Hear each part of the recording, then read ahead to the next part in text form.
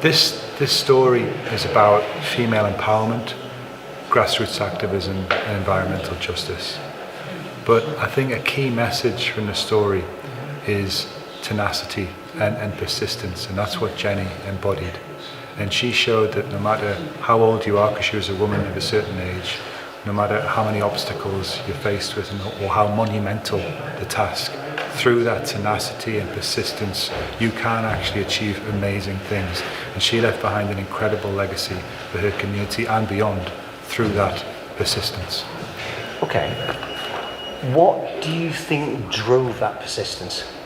Well, Jenny at her heart was a socialist, and what to her that meant was fairness and equality and dignity for everybody. And she saw a real injustice for her community who were living on the doorstep of this coke works.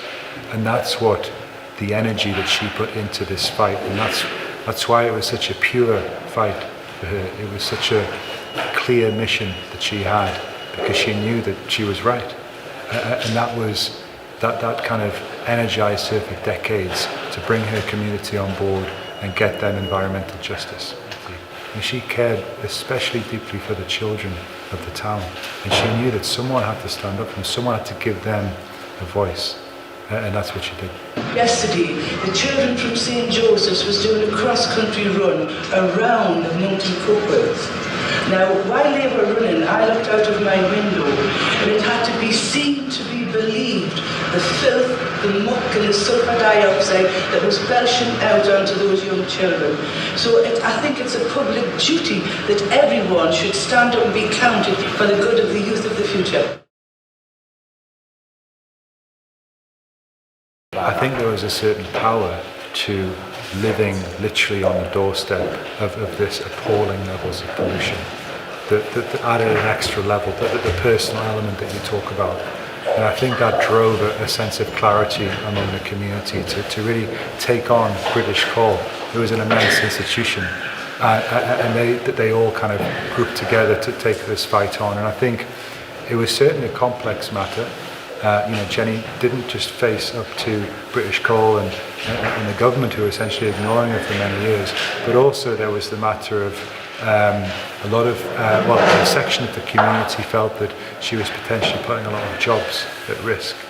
And so there was that issue that had to be kind of clarified. So no issue is simple, but their message was a single-minded message, and it was that consistency that I think got them through it in the end.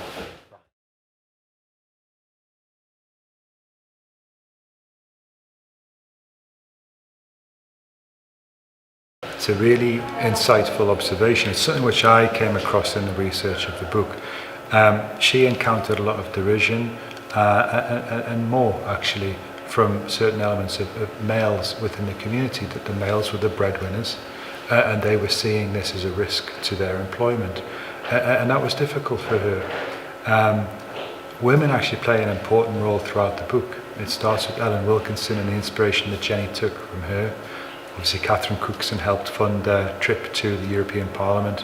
You've got Wendy Lalas, another strong campaigner for environmental justice, not to mention all the women within the community. And so that for me was a really important theme, like women leaders coming together, often in a man's world. They put wooden fence in it. Well, that wouldn't really to get a cosmetic surgery to make it look nice. But what have they done for the ovens and the smoke from the chimneys? Not a lot. And that's what our aim is, to clean Mountain Cokeworks up. And when I say clean, I mean the air that I breathe. Not a cosmetic surgery, but to make it look nice. So that I can come out of my house, the children that go to the 5 schools around here, and they run around the perimeter doing cross-country running, that they can run around and know that the air that they're breathing is clean. That's what I want.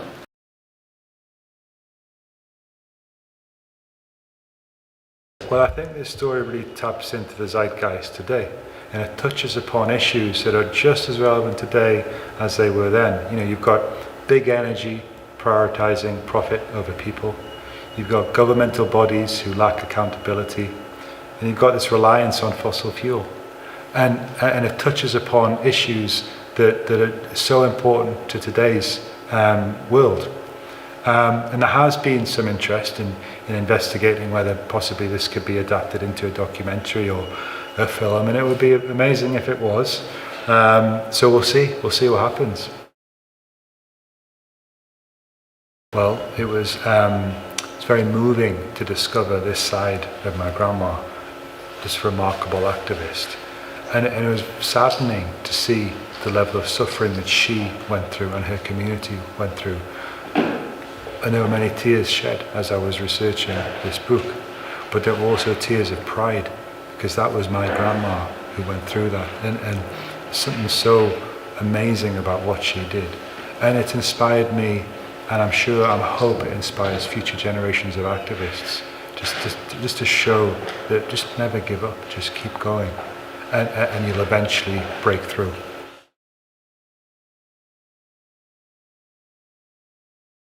Well, we really had a deep love and affection, me and my grandma.